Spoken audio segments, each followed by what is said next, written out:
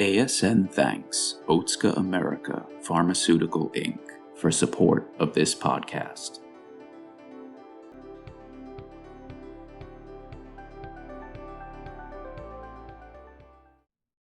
Hello and welcome to the Kidney Week 2021 Day 1 podcast. I'm Dr. Sue Quaggin, President of the American Society of Nephrology and Chief of the Division of Nephrology and Hypertension at Northwestern University in Chicago. I am absolutely delighted to be joined today by Dr. Katherine Tuttle. Dr. Tuttle, would you please introduce yourself to the listeners? Sure. Hello, everyone. Kathy Tuttle here. I'm Executive Director for Research at the Providence Healthcare System, and I'm also Professor of Medicine and Nephrology at the University of Washington. Well, the topic of our conversation today will be diabetic kidney disease, definitely a hot topic in the world of kidney health. And Kathy, I think we're going to go by first name basis because I know this is a topic you and I have both talked about quite a lot. It's a passion of both of ours. And I know it's of great interest to most, if not all, of the membership of our kidney community, the patients, the kidney care team providers, and the investigators. Before we start, I noticed you failed to add in a couple of your additional many credentials. You are boarded in both nephrology and endocrinology, and you are really a global leader in diabetes and diabetic complications, including diabetic kidney disease. I mean, you've devoted your career to advancing care for patients with diabetes and diabetic kidney disease, both through clinical care and also through your research. So I really am thrilled to have you here. Couldn't imagine a better person. There's a lot going on at Kidney Week, and there's certainly a lot going on in diabetes with regards to diabetic kidney disease. I would love to know what you are most excited about in this arena right now. Well, thanks, Sue. And I guess I will back up and say, for me, the journey really did start in diabetes. And when I was a fellow at WashU in St. Louis, doing a number of physiology studies, what was really clear to me is the patients I was recruiting for my studies actually had kidney disease.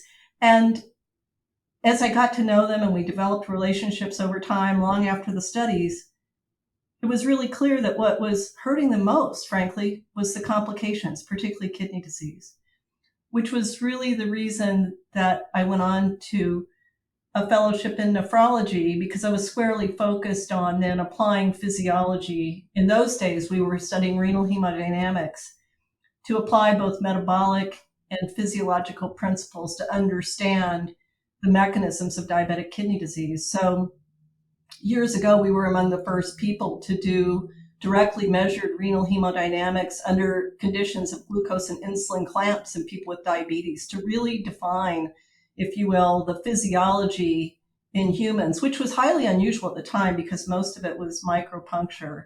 But those studies now, the reason I'm mentioning them, besides just the historical context, is they've really set the stage for the new therapies.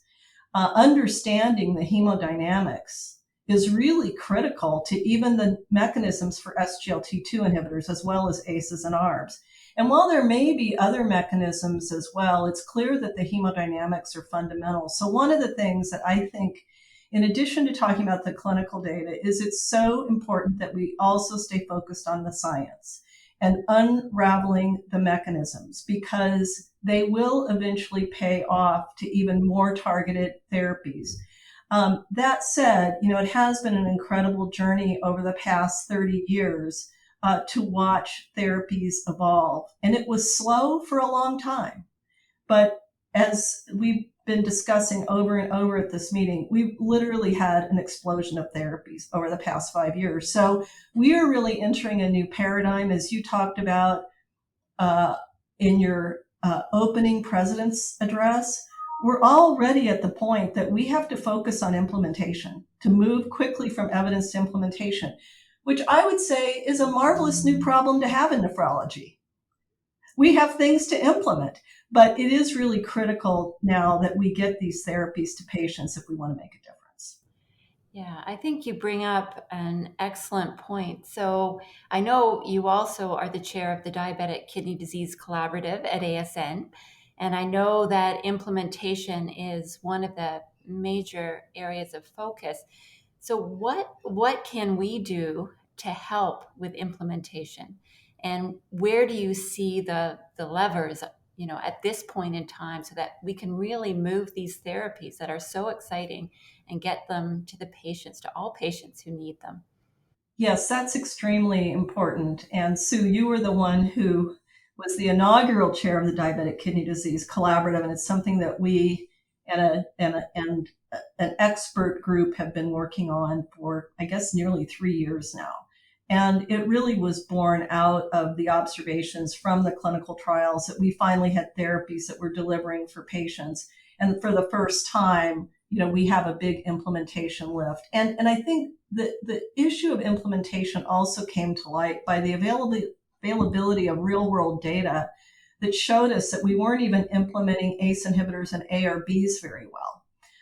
But thank goodness we had the data, because otherwise I don't think we would have known. I think if you ask a typical clinician, they would say that of course they're using ACEs and ARBs in their patients appropriately. But remember that many patients are not treated by nephrologists or specialists. They're in primary care. These drugs get started and then they may be stopped, and we don't even know they've been hospitalized and someone stopped the medicine.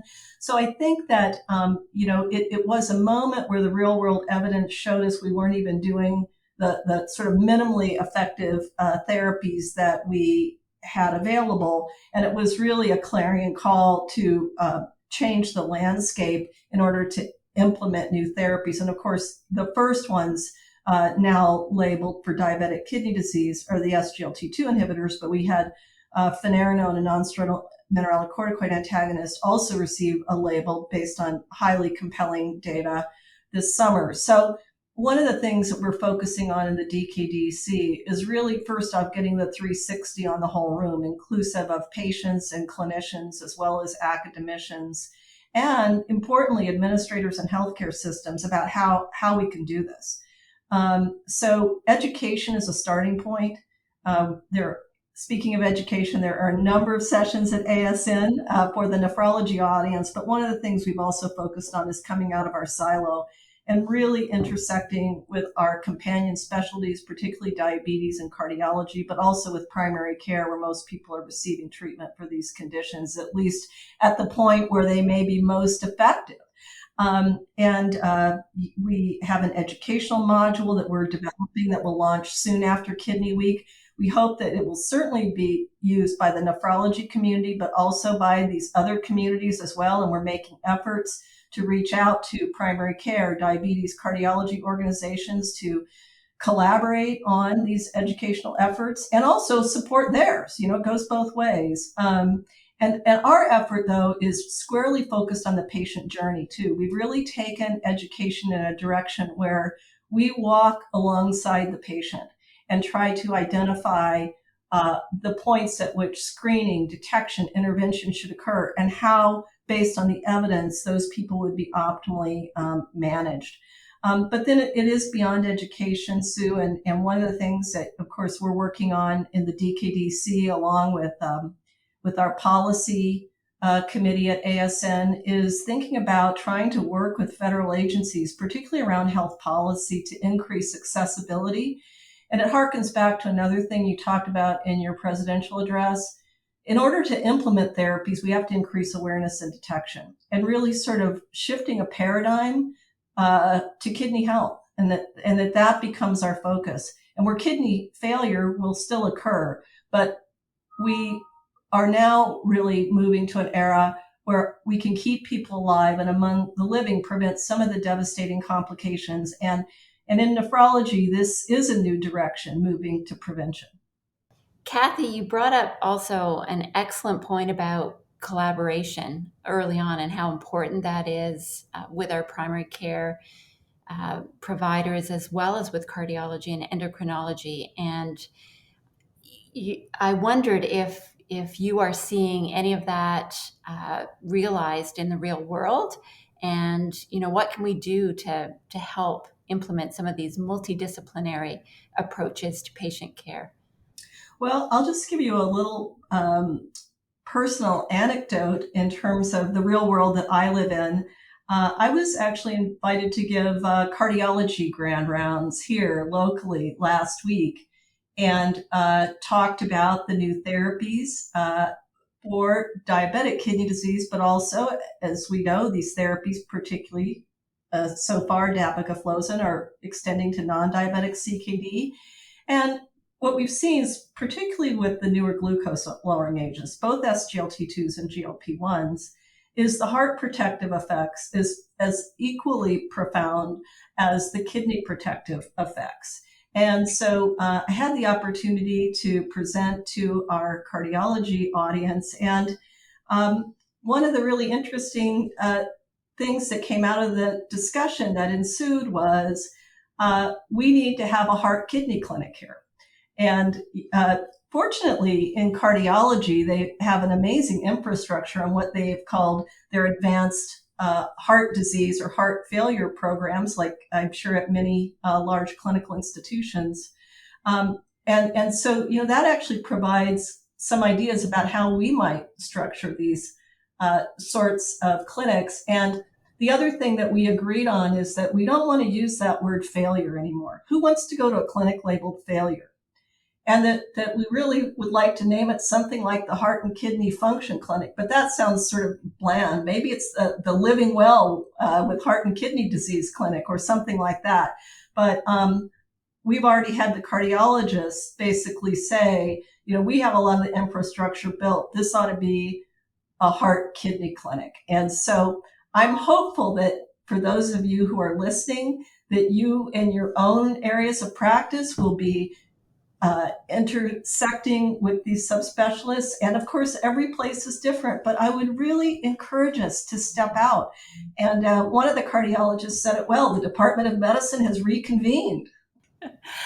Yeah, I think it's terrific. And it's the same at our institution. We have fabulous partners in cardiology and endocrinology and primary care. And I think if we're really going to make an impact for patients, we all have to work together as a team.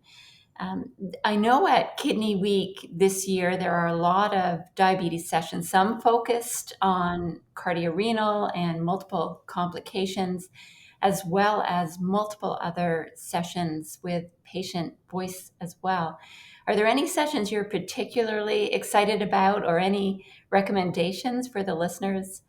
One of my problems is I love everything. I'm really excited about the scientific presentations and the discoveries from the omics, as well as the sessions with the patient voice. I don't think you can go wrong with any of them. And if you all check out the learning streams, you can see the list of everything from basic science to implementation and patient voice. And honestly, I'd have trouble picking between them. That said, I do think the patient voice has really come on strong over the past several years. And I know that the patient voice has inspired all of us, and that even includes the basic scientists. And so perhaps those are really the most important because they get us set straight on whatever it is we're doing. And, the patients have said over and over again, they've called for this holistic approach. They say, I don't come to clinic saying I'm a heart, I'm a kidney, I'm a spleen, I'm a liver, I'm a person. And that's what I would call us to, this higher calling of the more holistic view of a person. We might have special expertise with kidney disease, but it's really in the context of certainly their heart disease and their diabetes, but really whole person care. And I think that's another area that I would like to see our specialty embrace and really lead on in medicine at large. And that brings up, other important partners are really multidisciplinary teams in nephrology, especially pharmacists, nurses, and maybe even other forms of therapy. We haven't done that very much either in our field. And, especially as we talk about the numbers of patients, again, you brought this out in your presentation, that who who would ideally be treated with these agents, we do have a workforce issue. And I think we need to think about creative ways to partner with our healthcare professional colleagues across disciplines to get the job done. Yeah, no, I think, you bring up many excellent points. And one of the benefits of a virtual meeting, even though we'd much rather be in person, is that we'll get to see all the content. So even if you miss something, it's available until January the 7th. So you'll be able to catch all of the diabetes sessions. I was going to come back to this point about back of the envelope calculations, and I did mention it, and I didn't cite you. And I remember that you and I both had an opportunity last year to talk to the Assistant Secretary of HHS, and they actually reached out to the Diabetic Kidney Disease Collaborative because of this FDA, this breakthrough status for the Flozins. And I remember you and I had such a wonderful conversation, and we're so excited. I mean, they were beyond excited. And I would love to see it. Clearly, this is a bipartisan issue. It, affects everybody. So could you tell us or speak a little bit more about these back of the envelope calculations, which they asked you to provide? And also, what would you say to anybody, who holds some power in the government about why they should listen now and why, they should make some changes? Sure. So it is, again, as you pointed out, it's the pandemic playing in the background of COVID-19. But it's been here all along and for a long time. But if there is any gift from COVID, I think that as a society and a culture, that we're beginning to recognize the importance of science to solve big problems for patients and communities. And the problem of chronic kidney disease in general and diabetic kidney disease in particular has been that it's just largely been ignored next to the other major public health problems that have equal rates of fatality. And you pointed out the death rate on dialysis, and I guess I'll just back up and say that once GFR declines below 60 in a person with diabetes, the mortality rate increases progressively. So by the time they're at CKD4, we're looking at a mortality rate of nearly 20% per year. And that's on par with stage 3 small cell lung cancer. And I just bring that up for benchmarking. That's a very important problem. And I wholeheartedly support all efforts to improve cancer care. But why aren't we as urgent about this problem? Because people are just as likely to die. And I think part of it is, again, because our specialty clinically has been focused on such advanced disease. We really failed to recognize the mortality risk along the way to get there, that only 10% of people with diabetic kidney disease will ever make it to requiring dialysis or transplant. And that's not because they're living well, it's because the mortality rate is extraordinary.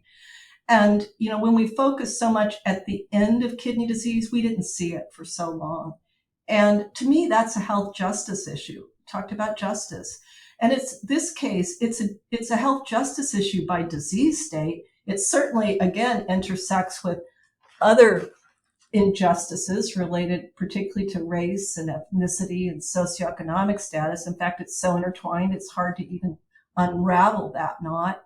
But I think we really need to focus our efforts upstream. And that's where our discussions with Health and Human Services could be helpful, meaning I believe that we should have health policy that supports early identification and treatment and ideal care for people who are high risk and with early disease, when these fabulous therapies are most likely to save lives and preserve function, heart and kidney function. And it is going to take policy change. And of course, we need good therapies for people who do develop kidney failure. But can we imagine a world where that becomes Plan B? And it is going to require, though, that this work is rewarded and supported and resourced in a way that really helps patients. And that circles back to the other big issue, which is the patient voice is so important in this. And having patients being willing to tell their stories, to walk decision makers down their journey is really what I think it's going to take. But it's such an exciting time because when we think about the workforce and nephrology and earlier career people, who wouldn't want to identify and treat patients and save lives? I mean, this is really an exciting opportunity. So I'm wholeheartedly supportive of all of the ASN's efforts and will do anything possible along with you and the leadership to work with our Policy Action Committee and legislators and Health and Human Services to see this to the finish line, because I think we have a moral and ethical obligation to do so. Yeah, I couldn't agree with you more. And, what you say about the patient voice is so true. And we've been so fortunate to have Patrick G on our collaborative, and, the stories and his journey really bring home why we need to have change and why there's such an urgent need for change. So, but as you say, as we wrap up, it is an incredibly exciting time.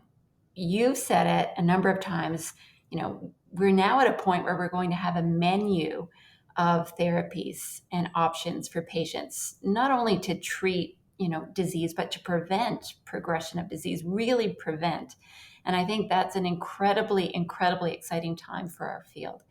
So how are we going to deal, or how do you think we're going to start to navigate through with this new menu of therapies? Well, I do think that the SGLT2 inhibitors, along with the ACEs and ARBs, are the standard of care. And I want to be clear about that. There's no doubt about it. It is now codified in every guideline from nephrology to endocrinology, diabetes, and heart disease. And so nephrologists, it's time to step up and learn how to use these agents effectively and safely. We do much more complicated things. There is no excuse to not be using them. We also need to bring implementation scientists onto our team to help us figure out the how to do that, but it's time to do it. I do, as we mentioned earlier, we now have finerenone that fits into the picture. GLP-1 receptor agonists are also there for the diabetic population in particular. Right now, even there's an indication for glucose control down to a GFR of 15 with a reduction in hypoglycemia rates, half of that seen in insulin, and marked reduction in atherosclerotic CVD. So while we're waiting for the kidney disease trials with these agents, FLOW is being tested with semaglutide. We already have an indication now from a cardiovascular and a glucose lowering perspective. And I think nephrologists, it's time for us to get comfortable managing diabetes again. I guess because I live in the diabetes and the nephrology world, I didn't realize that nephrologists had stepped away from managing diabetes, but I get told that over and over again. Again, maybe I'm dating myself, but even when I pivoted from diabetes to nephrology, all the nephrologists were managing diabetes just fine. And I think it's not that hard to do. We do much more complicated things. And I think we need to get comfortable with using these agents. And also, that's a chance for us to step out and lead. Again, come out of our silo and be meaningful to the larger medical community, because we really have some expertise to offer other than just treating kidney failure and its use of these agents. And then this gets back to the science, and I encourage everyone to also listen to some of the really exciting basic discoveries, particularly now that we have a menu of therapies. We need to move toward more precision phenotyping. And that's where studies like the Kidney Precision Medicine Project, where protocol biopsies are being done and mapped to pathways and biomarkers. The aspirational goal is eventually then we'll be able to identify in a particular patient what are the mechanisms, and have different therapy combinations, and maybe different ones at different times, depending on where they are in their journey. So, that's where I see the field going. But, it's a time to not be comfortable with your old skills. And it's a time to step up, though, and learn new things. What's more fun than learning? And then step into leadership positions and lead the charge wherever you are, whether you're in science or clinical care, or you do both. There's no more important work for us to do right now. Yeah, I couldn't agree with you more. And, I will say that I am very encouraged by the residents and even medical students and fellows who really are stepping up and prescribing these in their longitudinal clinics. So, I think the future is incredibly bright for our field. Are there any priorities that you see for research or for clinical care that we haven't touched on today? Well, I guess I'll just reiterate two things, and that is now that we have therapeutic opportunities, the dimension of science that we've largely missed is implementation science. We need that as part of the portfolio. And I would argue from the very beginning of trials, because one of the problems with translating trials to practice is they've been done in very artificial environments, which leads to some of the barriers in uptake. So we need to think about new ways to do trials. And then I would argue even closer work with the basic science community to help them understand really what the unmet needs are. Because as a basic scientist yourself, there are many really interesting questions. But which ones might really deliver something someday that could make life better for a patient on a journey, and where we become a more integrated and cohesive scientific community, where we're really including all of these voices. And then again, really thinking of ourselves as multidimensional professionals and building out, like let's say heart, kidney, diabetes, comprehensive programs that include a whole team, pharmacists, educators, nurses, all of whom can play a really important role on delivering the right treatment to the right patient at the right time, with the ultimate goal of really why we went to medicine to begin with, is to keep people alive and among the living, to let people enjoy a quality of life where they can do what they want and what they came here to do. Kathy, I want to thank you most of all for joining me today. I want to thank you for sharing your insight, your expertise, for everything that you do and have done over the course of your amazing career to advance care for patients, both through investigation and clinical care. Thank you very much, and I look forward to seeing you around Kidney Week later on this weekend. Thanks very much. Thank you.